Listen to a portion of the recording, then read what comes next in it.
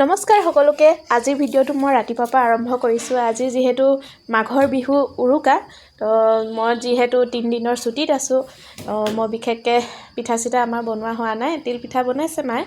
ৰাতিপুৱা যিখিনি আমাৰ আজি যিহেতু 3 দিন শেষ হৈছে, তো আমাৰ যিখিনি কামখিনি কৰিব লগা আছে সেইখিনি কৰি লৈছোঁ। বিচনা চিচনা উলিয়াই লৈছোঁ আৰু বিশেষ কাপোৰ কানি ধুবলৈতো ইমান নাই, আগতীয়াকৈ ধুই মেলি আজৰি হ'ল।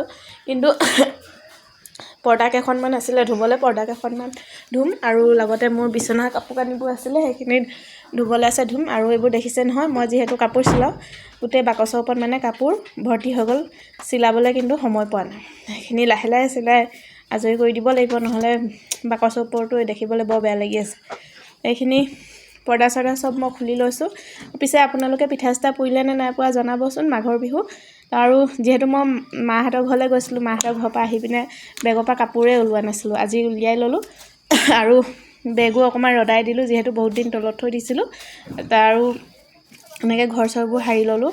সৰাৰ পিছত ঘৰটো মুচি লৈছোঁ আৰু এটা ৰুমহে পকা কৰি থোৱা আছে আৰু বাকীটো যিহেতু কাৰ্পেট পাৰি থোৱা আছে আৰু পাকঘৰ এনে মাটি দি মুচিব লাগে।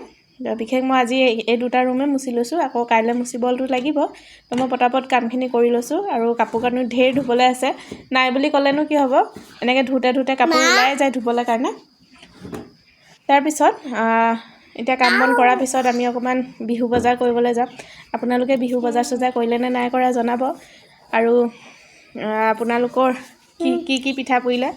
আমাৰ পিছে এবাৰ কিন্তু মনটো বেয়া লাগি আছে, পিঠা পুৰিবলৈ কাৰণে পোৱা নাই। এইফালে কাপোৰ কানিবোৰ মই চাৰ্ফত দি ল'লোঁ আৰু বাহিৰত আহি দেখিছোঁ এই ল'ৰাটো দেখিছে নহয়, ইমানেই ধূলি খেলিছে, ধূলিৰ লগত গা ধুই লৈছে।